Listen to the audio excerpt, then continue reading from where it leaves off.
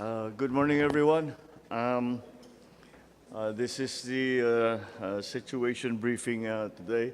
It's a situation briefing on the effects of Tropical Storm Enteng, especially focusing on the province of Rizal. So allow me to call this meeting to order and to proceed down the agenda list. The first part of our agenda are the updates that Gov Nina will give us on the provincial government's assessment on the effects of Typhoon Enteng in Rizal Province. Gov Nina, please. Hello. Mr. President, good morning and welcome once more to the province of Rizal. And good morning po to all our cabinet secretaries and the national government, everyone who's here. Mr. President, we were just together less than a month ago, last July 26th in San Mateo due to the Typhoon Corina. And at that time, we already incurred some damages. The usual San Mateo, Montalban, and Cainta. For this one, first I'd like to also thank again your government because prior to the storm's arrival, OCD already called us. RD Alvarez informed us that if we need anything, you're here. And again, the ILG and Secretary Gatchalian, they all reached out. Thus, it gave us more security to what was expected to come. Mr. President, for this typhoon, Typhoon Enteng, unfortunately, as to what the Pag-asa Tanay station told us, the rain that came was in 4 days, we got 1 month's worth of rain. Malakas po talaga yung bagsak ng tubig ngayon. And unfortunately, the damage is quite big. We have 33,480 individuals who were evacuated. We had 452 damaged homes, an estimated of 300+ million for damage to infrastructure and 30 million to agriculture. Unfortunately, there were casualties. There are 12 fatalities and 3 are still missing, and we're still in the retrieval and rescue point for those 3, the localities.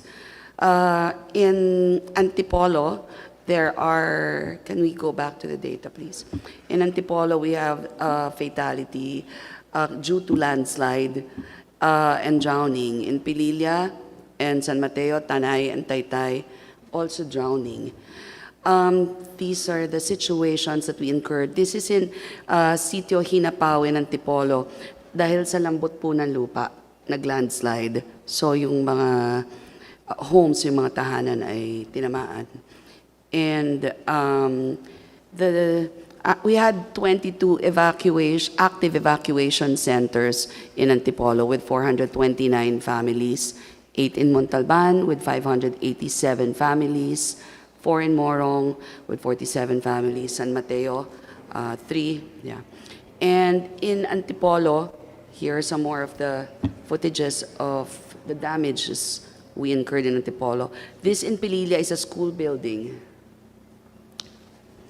In Teresa are bridges.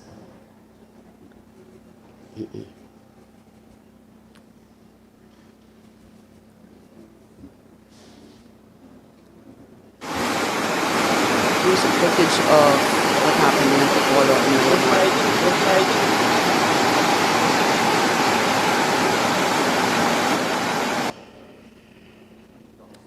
Ito po yung nag-viral wherein the cars were swept away sa lakas ng current ng water dito sa Antipolo. That went viral sa social media. And in Morong also, in Morong, Mr. President, even the provincial hospital, yung first floor pinasok, thus we had to move everyone to the second floor.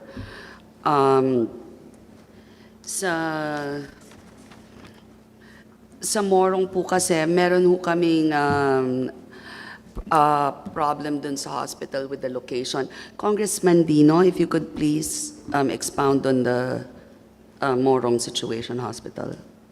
Morning, Mr. President. Good morning, Cabinet Secretaries. Basically, the problem in Morong, where the provincial hospital is situated, it's a basin.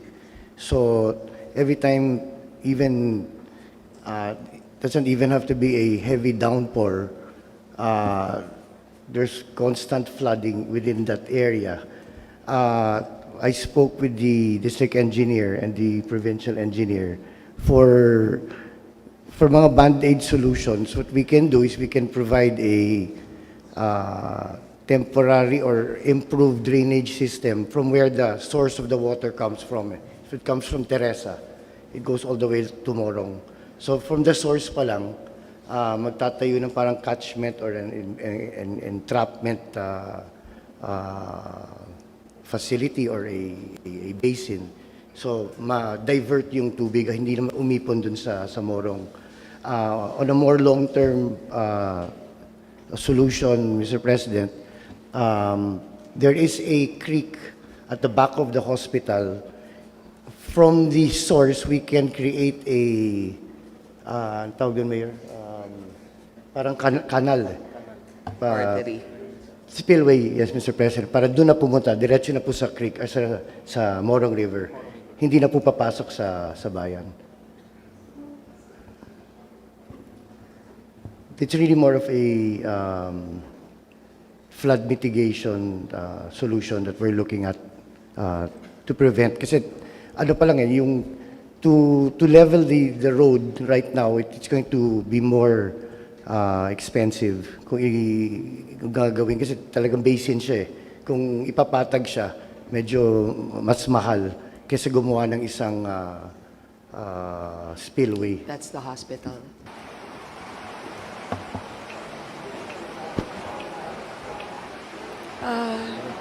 Not where. Yeah.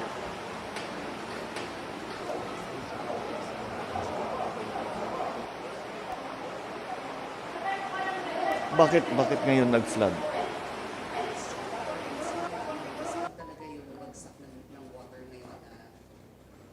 Kasi nagkabagyan naman tayo before na hindi nga, as you say, hindi naman na-flood yung hospital.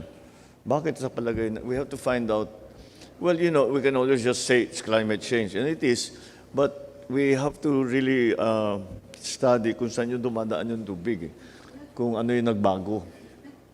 Naka-flood po siya. Oo. Naka-flood po siya, pero... Yeah. Hello? Ayan. Nafa-flood po siya, pero hindi ganyan kalaki. Oo, kaya nga po ngayon lang lumaki ng gano'n dahil dun sa ragasa ng tubig. Yeah. Sa volume ng tubig. Bakit kung ano?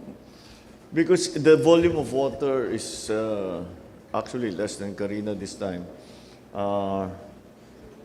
But this is what I noticed also when I was still governor. Nagbabago yung pattern ng dinadaanan ng tubig.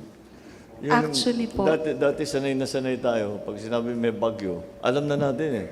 Kung ano yung mga barangay na ma-stranded, saan yung saan yung kailangan kunin kaagad, saan tataas yung tubig. So we send the equipment and everything ahead.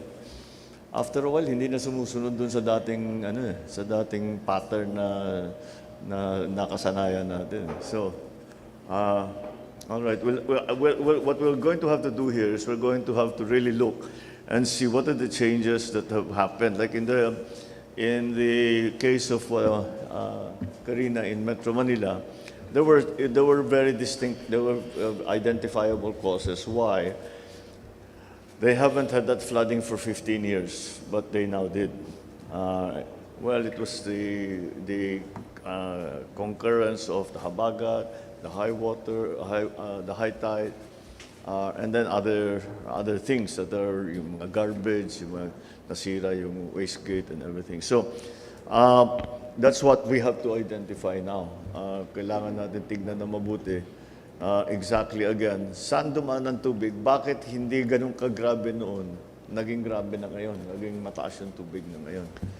What I suspect, yung dinadaanan ng tubig noon, either na-block na, o nalagyan na ng bahay, o yung ating mga dating estero na tabunan, nalagyan na naman ng bahay. The usual problems that we face, especially now. It really has to do with overpopulation. But anyway, I just wanted to know from your experience if this is a typical occurrence. Apparently not. So we'll have to adjust accordingly. Ito yung ospital. Actually po, Mr. President, it is not just that na hindi usually binabaha sa amin ng ganyang kalaki. Even Hala-Hala and Teresa, tinamaan po this time, bumaha po kami doon ngayon. Hindi sila usually binabaha ng of the same gravity. Why do you think that is? I'm just thinking that the volume of water really that poured Is it in. too high, or is it siltation, or is it both, or is it? Well, it's a lot of factors, maybe also the environmental factors, the disposal of waste, a lot of aggravating factors that domino effect. Well, the volume of rain, as you were saying, yung usual ninyong isang buwan during the monsoon season, bumagsak in a day and a half, 4 days po. all over a period of 4 days. Opo. Okay. Well, all right. So, we just have to look at that.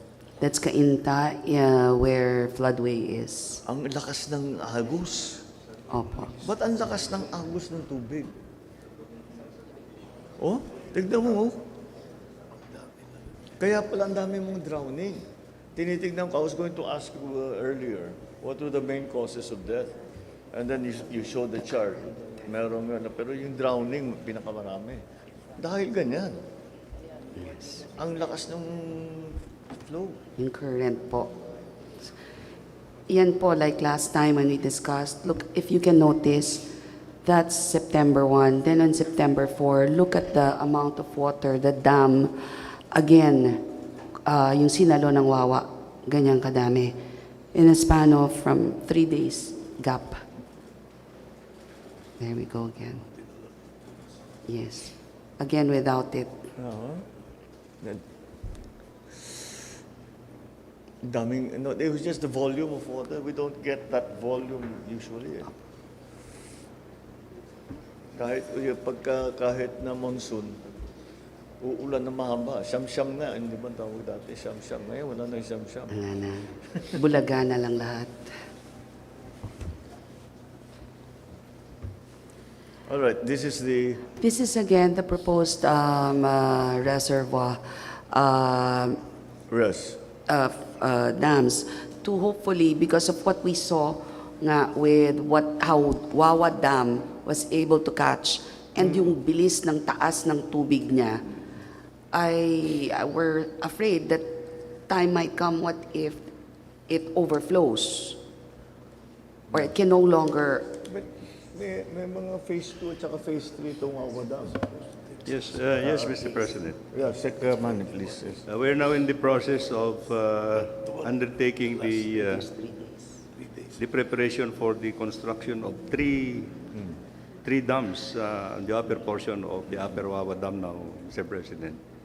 And this is under preparations. Unfortunately, we have to do now the feasibility study again, because the site of the original flood control dam was already under the Wawa Dam, no? So we have to relocate the 3 dams now in the upper portion, so that we will also catch actually the estimated 80 million cubic meters that have to be stored upstream, Mr. President. This will be financed under the Japanese ODA, Mr. President.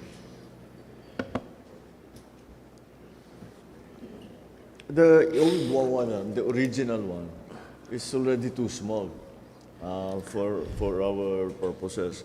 Gagamitin pa rin, pero maliit lang talaga. It won't make it won't help us that much. That's why the Wawa Dam project has, even from the very start, hindi lang isa.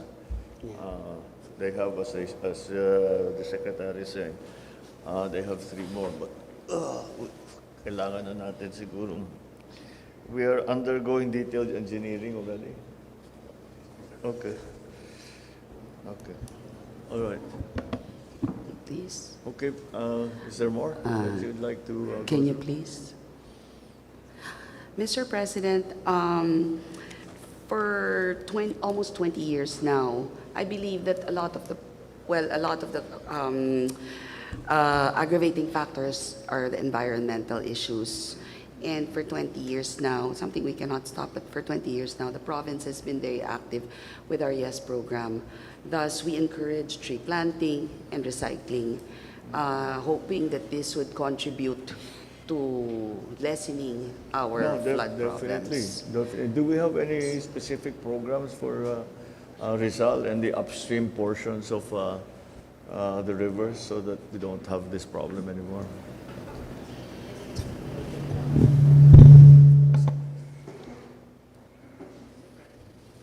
You have to push. I don't know. I don't.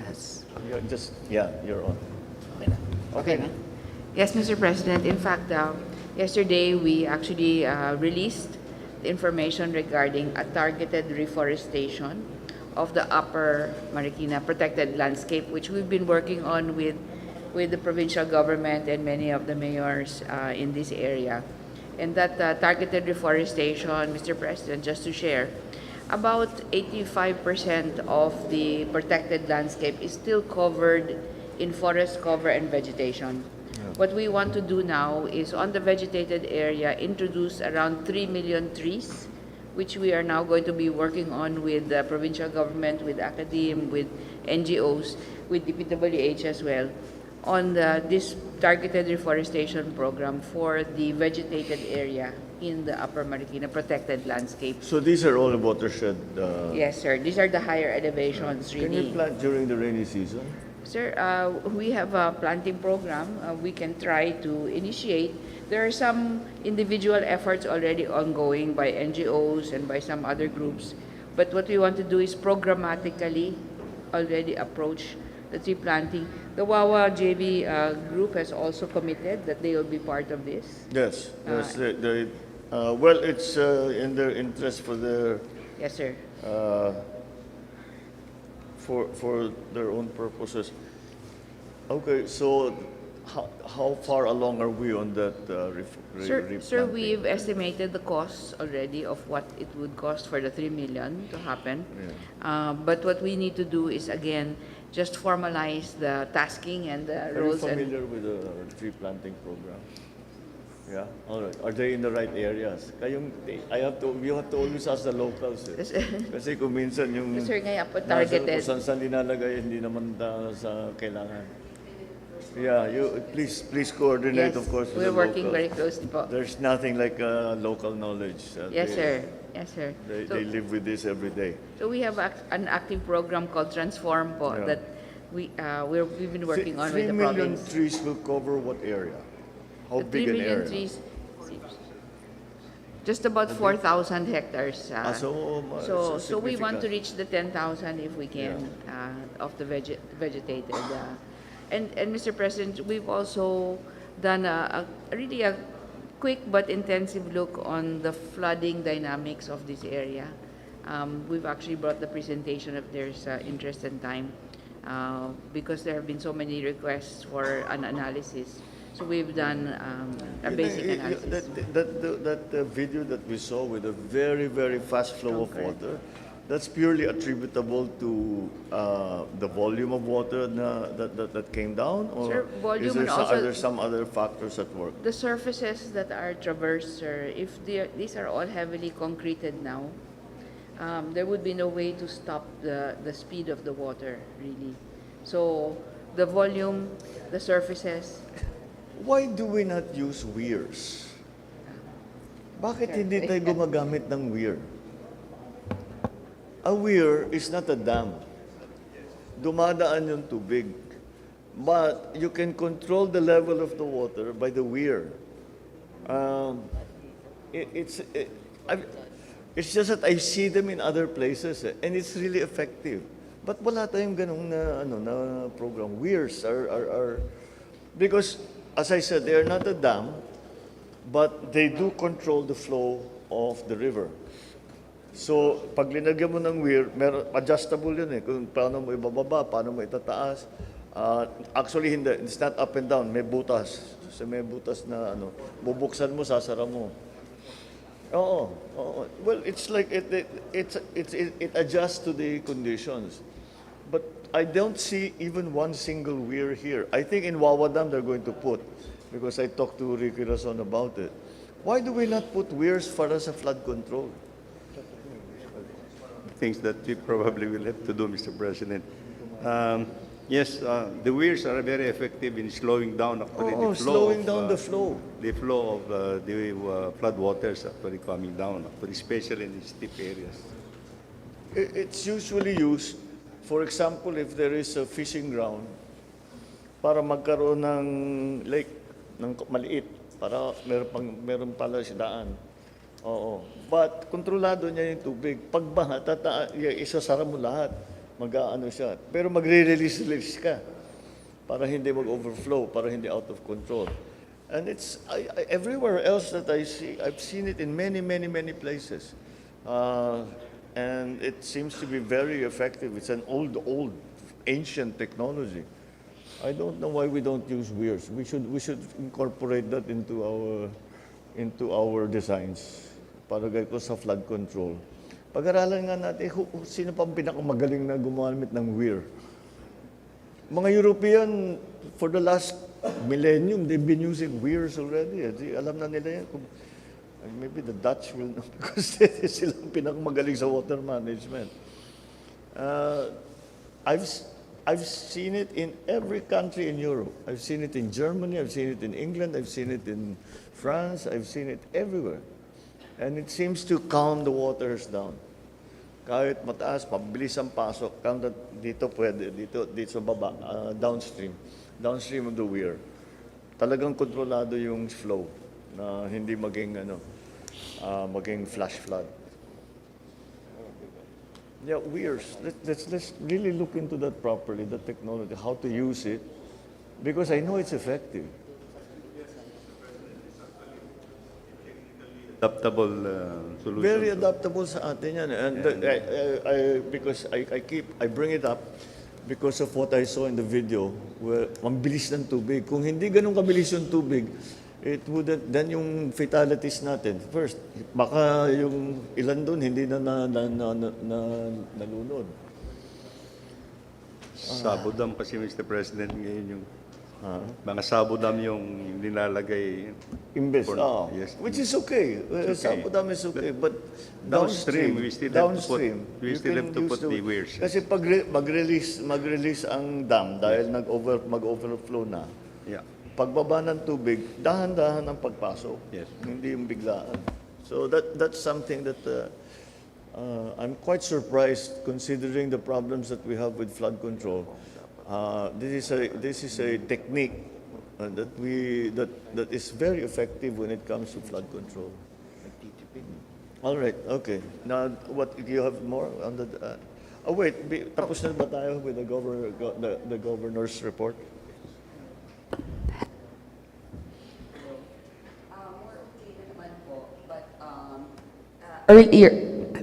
Earlier, we had problems for quite some time with some housing issues, but as of this morning, it has already been addressed by NHA.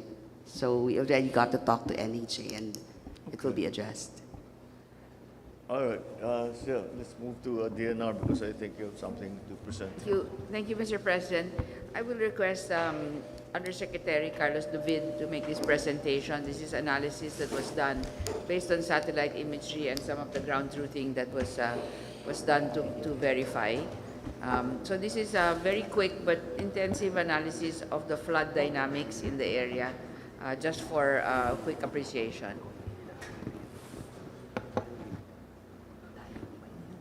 Good morning, Mr. President and everybody. We wanted to offer a different strategy for flood mitigation, not only for Marikina and Rizal, but for the rest of the country.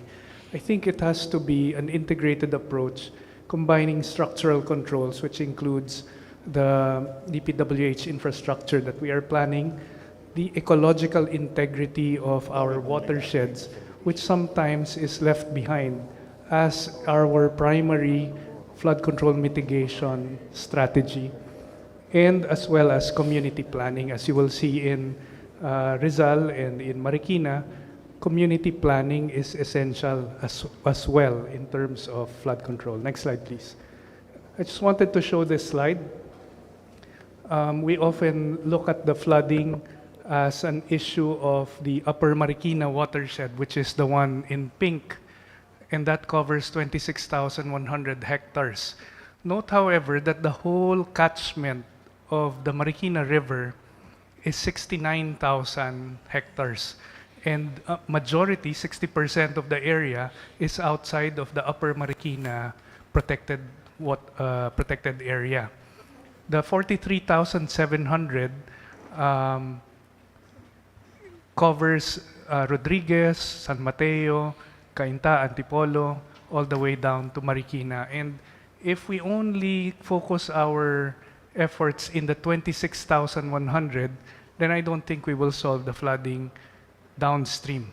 And therefore, the cooperation of the LGUs within the 43,700, mostly Rizal, is crucial, no, in mitigating the floods. Next slide. The urban sprawl, which is in red, has increased. Obviously, for Marikina, Quezon City, Pasig, and all the way down, this is already very dense housing. And we are seeing urbanization as well, no, as the LGUs upstream also develop. This contributes to flooding simply because the amount of rainfall that falls in the area will no longer infiltrate the ground, but is converted into floodwaters or runoff when everything is now paved. And therefore, in terms of land use planning, there are small interventions that we can do in order for us to have our surface still permeable, even if it is still urbanized. No? So these are some of the strategies that we can take with LGU of Rizal. Next slide. For the Upper Marikina watershed, like Tony mentioned, our plan, quite bold, is to plant 3 million trees in the next 4 years. And this will significantly increase our forest cover in the Upper Marikina watershed. The budget that we require for this is 160 million, but with our partnerships with DPWH and the private sector and the LGUs of within Rizal, I think the budget will be much smaller, and we can do this much faster than 4 years. Next slide. This is the typical situation in the Upper Marikina watershed. By far, the biggest conversion of our forest land is not because of deforestation, but because of conversion into agricultural areas. No? Plantations, no, mango plantations, and also rice paddies. And you will see in this picture here, there is still some intact forest on the right side, but you now see encroachment of rice paddies on the left side, and also conversion of that forest land to mango plantations on the upper right-hand corner. This is a tricky situation because obviously our communities require a viable livelihood in the area, and this is the reason why they are converting the land. But in the process, we are losing our forest cover, which contributes to increased runoff and flooding downstream. Next slide. I'll skip this slide. Next slide, please. Our efforts are reforestation. Next slide, please. We have targeted where we need to reforest, and these are targeted areas that will maximize the forest cover that we have. Next slide, please.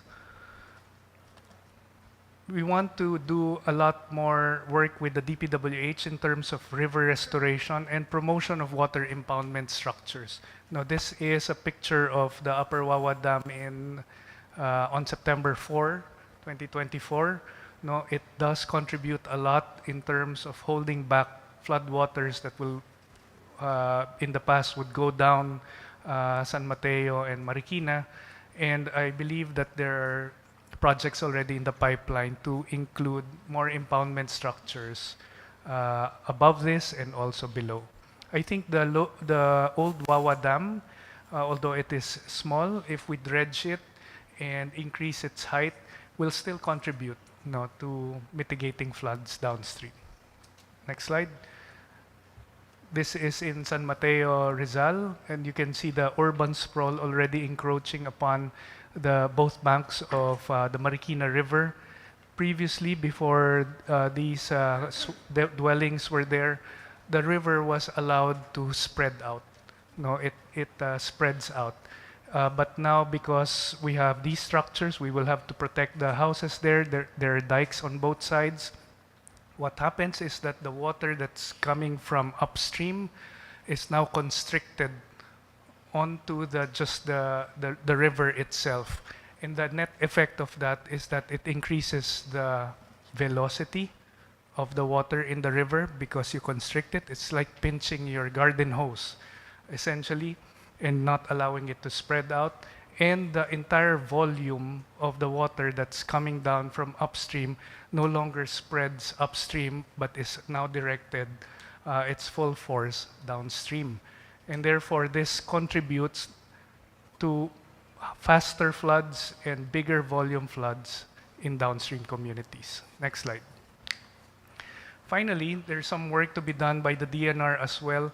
What you're seeing here, those brown patches there, are in the Upper Marikina watershed. These are kaingin that's happening in the Upper Marikina watershed. And this is the first step towards its conversion into agricultural lands. And so the monitoring, surveillance, and enforcement arm of the DNR has to be intensified. Now they have to be more proactive, using more new technologies in order for us to curb these